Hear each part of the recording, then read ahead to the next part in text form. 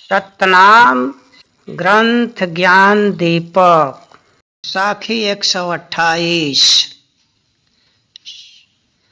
मन बच कर्म नीति यहो दान पुण्य करि जान भयो न वृष्टि भूमि पर जल बिनु सबके हान। मन वाणी से मैंने वेद की विधान के अनुसार दान पुण्य कर्म किया, लेकिन फिर भी जब पृथ्वी पर बारिश नहीं हुई, जल के अभाव में सबका नुकसान हुआ। फिर नृप गए मुनि के पाशा पणिय जोरी बचन पर काशा।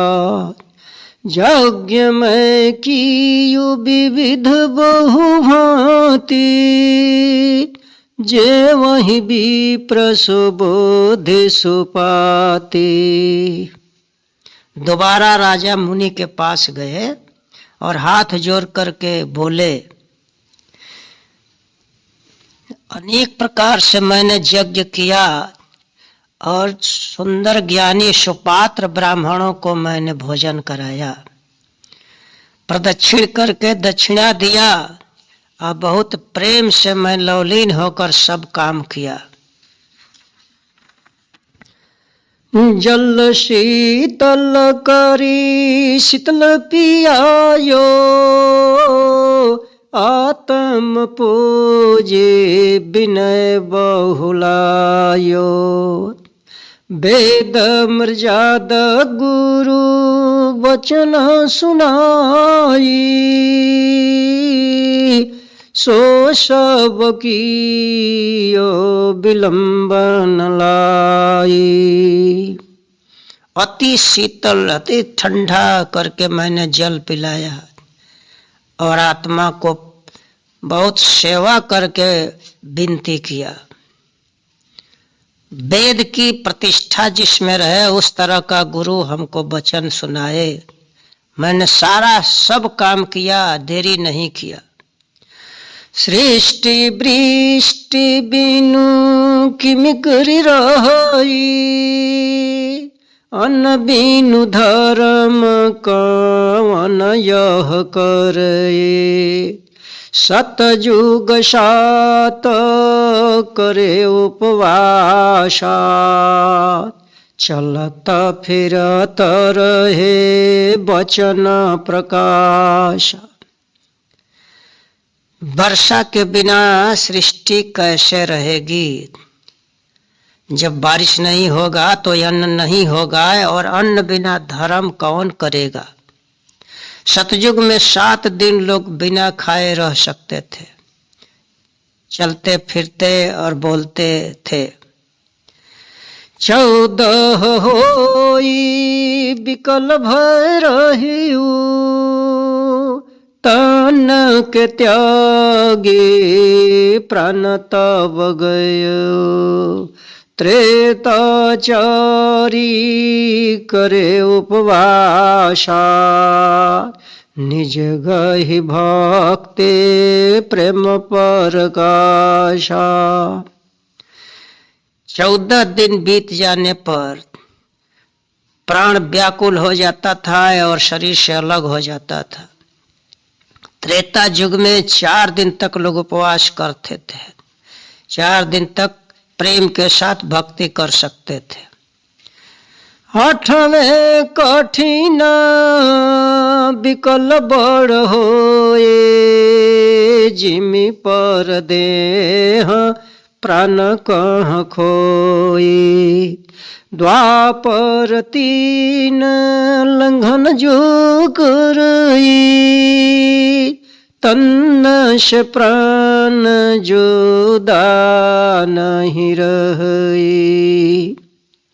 8 दिन जब बीतता था तो लोग बेचैन हो जाते थे और जमीन पर गिर जाते थे। प्राण के अभाव में शरीर जमीन पर गिर जाता था।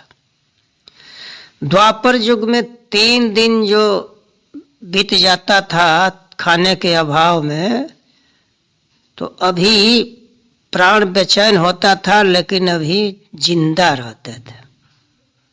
साखी 129। खट दीन जानी घट बिकल भई, मिकरी प्राण ही खो, कलौ प्राण यन्न में बाशा, देखहु शब्द बिलो। 6 दिन बीत जाने के बाद बेचैन होकर के प्राण निकल जाता था, और कलयुग में अन्न में ही प्राण का निवास है।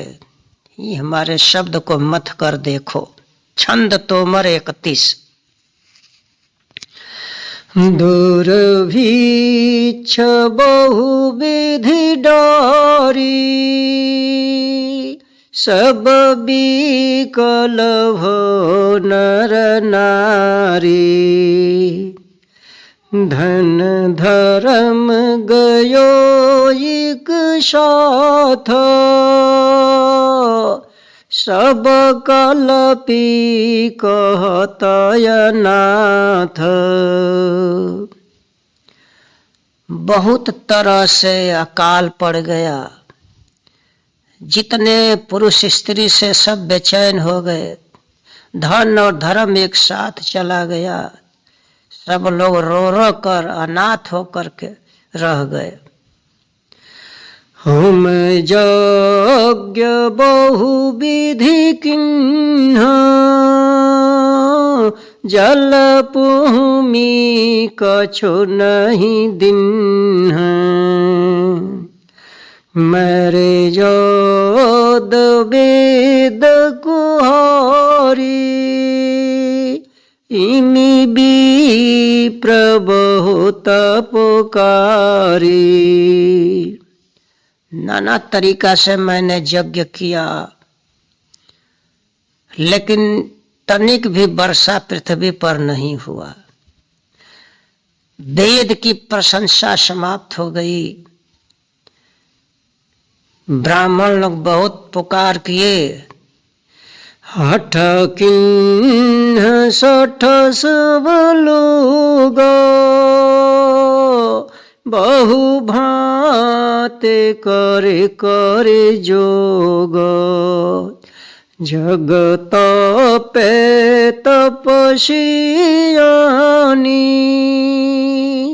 सब वचन भय गहानी। बहुत तेरे पखंडी बहुत तरह से योग किए, हठ कर्म किए। संसार में बहुत से तपस्वियों को मैंने बुलाया, सबका वचन का हानि हो गई। सब था के कहत पुराना, इमि बीते साँझ बिहाना, जग लोग दी वहीं गारी, सब कहत बात बिगारी।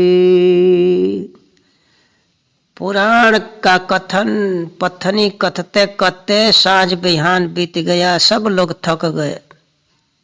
संसार के नगर के लोग गाली देने लगे, सब कहने लगे कि राजा बात बिगाड़ दिया। सब बिकल भोषत हीना, नहीं आपद कोई चिन्ह, इमि प्राण सब कोई हारी, इमि खोशत भूमि डारी। सभी लोग शतहीन होकर बेचैन हो गए। अब उस आपदा विपत्ति में कोई किसी को चिन्हता नहीं था, पहचानता नहीं था। इस प्रकार सब लोग मृत्यु को प्राप्त होकर जमीन पर गिर जाते थे। जो दुखी दुखिया हुयो, सब शीश पटक रोयो। सतरोहे नाही शरीर, धनाढ्य बहु जगबीर। जितने दुखित दुखियारे थे सब शीश पटक पटक करके रोते थे। संसार में, पूरे शहर में बहुत बड़े बड़े धनाढ्य धनवान थे, किसी के अंदर सत नहीं रह गया। नहीं मातु पितु सुत जानी, इमी काहो नहीं पहचानी। इमी बहुत कल्पी लोग, आश पर विपते वियोग। माता पिता और पुत्र को पहचान लोग नहीं करते थे। कौन माता है, कौन पिता है, कौन पुत्र है, किसी का किसी को याद नहीं था।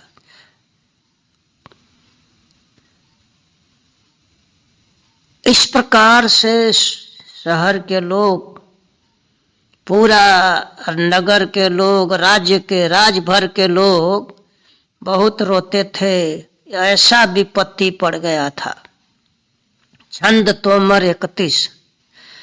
मेदनी मदोरम मंगल मालितम, गलितम त्रेनो गतो घनम। शालितम मीनम सब जल छीनम, मेटि गौ क्रीतम वेदभनम। पृथ्वी मलिन पड़ गई और शुभ कर्मों का अभाव हो गया। हर जगह दुख ही दुख दिखाई देता था। अंकुरी पदार्थ जितने थे वर्षा के अभाव में गल गए। नदियों में मछलियां जलविहीन हो गई और वेद का जो प्रचार था, वेद का जो कर्म था, उसकी कृति मिट गई। तय तपे जो छीनम कह परमीनम, हीनम यातम कहीं शरणम। कहे नृपयशनम सुन मुनि वचनम, वेद विमलय किमिरचनम। जितने तपस्वी थे, चलाक थे, अपने कर्म में प्रवीण थे, सब क्षीण हो गए। आत्मा बलहीन होकर शरण विहीन हो गए। राजा साहब मुनि से कहने लगे कि हे मुनि, यह विमल वेद क्यों रचा गया। सोरठा 31। बोले दृप बहुत उदास, दया करु बहु भांति हो। तुम चरण कमल किया, विनय किन्न कर जोरी के। राजा साहब बहुत उदास होकर के हाथ जोड़ करके विनती किए और कहते हैं कि आप ही के चरण कमल की मुझे भरोसा है, हमारे ऊपर बहुत दया करिए। चौपाई। एक सूत जो मोरी गृह आई, देई तिलक में तपक जाई।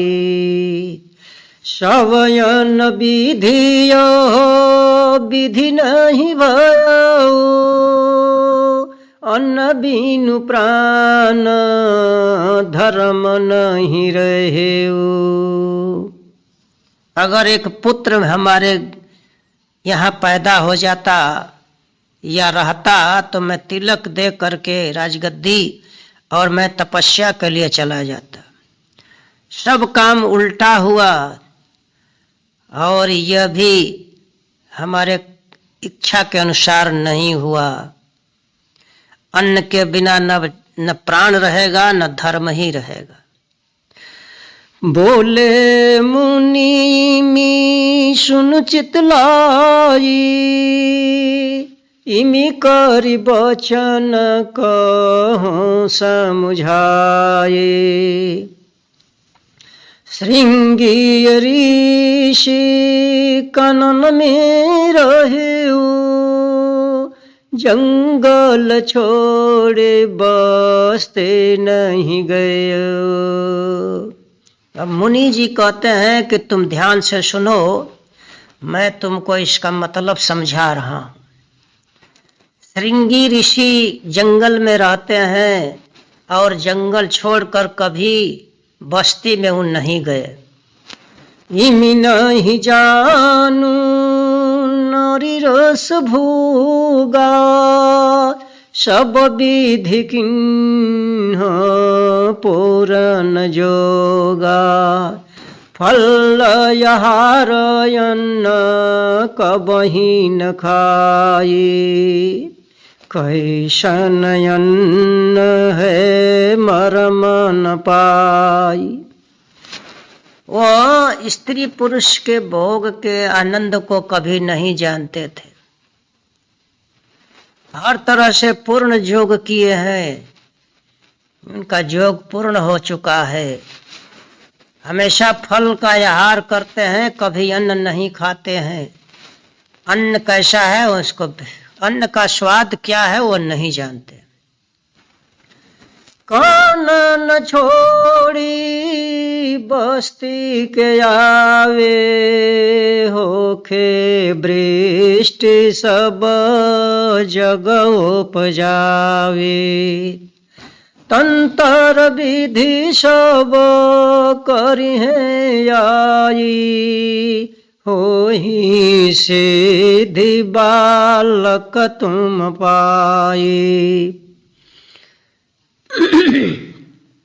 अगर वह जंगल छोड़ करके बस्ती में आ जाएंगे, बारिश होगी और सारा संसार में अन्न पैदा होगा। तंत्रोक्त विधि सब आकर करेंगे और जब सिद्धि हो जाएगी तो तुमको बालक की भी प्राप्ति होगी। सो सुन नृप भवन के गयऊ,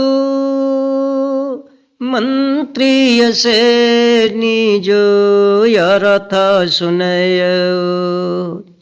श्रृंगी ऋषि किमी नगर आवे, ओखय वृष्टि वेद गुण गावे। शव मिली मंत्र जो यसन ठयो, गनि कहियानी तुरंत बोलयो। इतना सुन करके राजा साहब भवन में गए और मंत्रियों से अपना सारा कथा सुनाए। राय लोग ये कि श्रृंगी ऋषि नगर में कैसे आएंगे,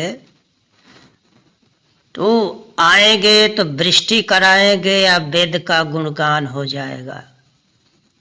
सभी लोग मिल करके विचार इस तरह से रखे कि खूब सुंदर वेश्या को बुलाया जाए। साखी 130। आई गन्निका सभा में बैठी रही सिरना, काया प्रसिद्ध शोभवनी नैननी बान बना। अब वेश्या, खूब सुंदर वेश्या, जो इसका शरीर जो है बहुत सुंदर था और अलंकार से सजी हुई थी, आकर के सभा में बैठ गई और नयन बाण चलाने लगी। कहा द्रिपइमि सुनु चितलाई, इमि कारण तुम्हें यानी बुलाई। श्रृंगी ऋषि जो यवधल आवहो, तब तुम दरब खाए के पावहो। राजा साहब गणिका से कहे कि ध्यान से सुनो, जिस कारण से तुमको हमने बुलाया। देखो, श्रृंगी ऋषि जंगल में रहते हैं, उनको किसी तरह से अयोध्या ले आओ, तब तुमको खाने के लिए दरब दिया जाएगा। गणिका इमि हंसी बोली बिचारी, मह मह मुनि ठगे हम डारी। जोगी जग में जो बड़य है, ताकर जोग छिनि गुण लहए। गणिका बोलती है हंस करके कि हमारी जात ऐसी है कि महा मुनियों को हम लोग ठग डाले। संसार में बड़े बड़े जो योगी थे, अपने गुण से हम लोग उनके जोग को ठग लिया। देहु तरनी एक तुरंत मंगाई, आई घाट सब चरित्र बनाई। बहुविधि बसन रंगीन मंगाया, जरद लाल सबुज बनाया। गणिका कहती है राजा साहब से कि एक नौका, बहुत बड़ी नौका मंगाइए। उसको अब घाट पर आ करके सब खेला बनाने लगी। बहुत तरह से रंग बिरंगे वस्त्र लाई, पीला लाल हरा। तारनीय चहु दिशी घिरी बनाई, बीच गुल फूल जुलाई। नकल बाटिक बाग बनाई, फल मेवा सब तामिलाई। अब नौका को चारों तरफ से रंगीन कपड़े से घेर दिया गया और उसके बीच में गुलाब का फूल लगाया गया। छोटे बाग का नकल बनाई और उसमें नाना प्रकार का मेवा और फल उसमें लगा दिया। आनवन चीज चित्र बहु किन्हा, गंध सुगंध सवेर चिलिन्हा। ताल मृदंग समाज बनाया, 5 7 मिले चढ़े गुण गाया। नौकाली निकट चली गयो, पहुँचे घाट पर खूंट लग गयो। नाना प्रकार का चित्र बनाया, सजाया गया और अलग अनेक प्रकार से गंध और सुगंधित रचना किया। और 5 7 मिल करके नौका पर चढ़ गई और ताल मृदंग का समाज बना दिया। अपना समाज लेकर मृदंग का ताल लगाने लगे सब। अब नौका पर चढ़ करके जहाँ श्रृंगी ऋषि जिस जंगल में थे वहां पर नौका रोकी और घाट पर पहुंच करके खूंटा में नौका को बांध दिया। साखी 131। किन्ह मंत्र जो शब मिली यशन कोरी उपा जोगिनी हुए के जोग ठगी नाद वेद गुण गाय। सब मिल करके आपस में राय किए कि ऐसा उपाय किया जाए, कैसा तो जोगिन बन करके इनके जोग को ठगा जाए और ज्ञान का स्वर अपना गाने बजाने लगे। जोगिनी रूप शभनि मिल की लाय भभोत जटा शेर देव। श्रृंगी ऋषि के निकट जो गयो दंड प्रणाम प्रीति बहु भयो। अब जोगिन का सभी लोगों ने रूप बना लिया और सारे शरीर में भभूत राख पोत लिया और सिर पर जटा बना लिया। श्रृंगी ऋषि के नजदीक पहुंच गए और नाना प्रकार से बहुत प्रेम से प्रणाम दंडवत किए। दोई फल ले भेंट जुकिन्हा बहुत प्रेम करे चाखन लिन्हा। बोले ऋषि तब बचन विचारे कवन लोक से पगु तुम ढारी। अब 2 फल ऋषि को सब दी इनको भेंट में। अब बहुत प्रेम से वो चाखने लगे। तो अब जब फल खाए तो ऋषि बोलने लगे कि किस लोक से तुम लोग आई हो। गण गंधर्व देवता जुक हुई ताकर सुत हम सब मिलिया जोग किया हम भोग न जाना शिव शिव जपो सो साँझ बिहान।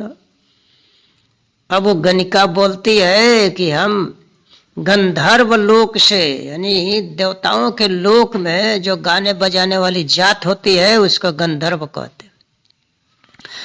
तो वो गंधर्व लोक से हम लोग गंधर्वों का हम सुत हैं।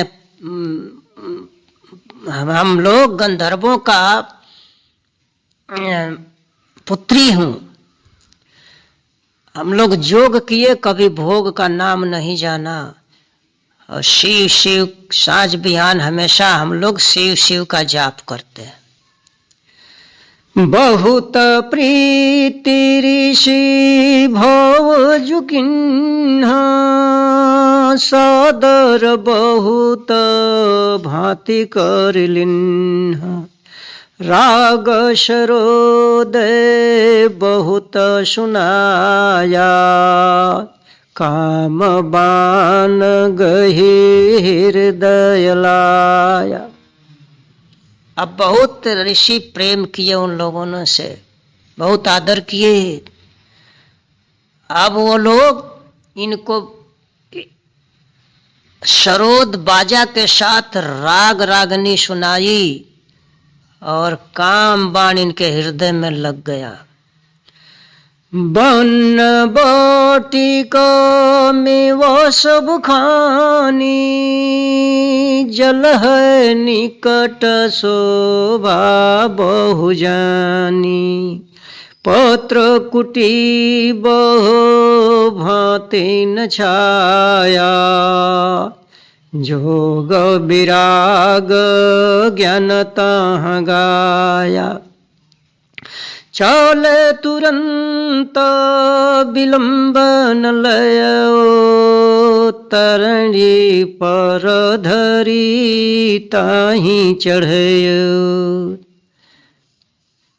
अब वो सब बोलती है कि हमारा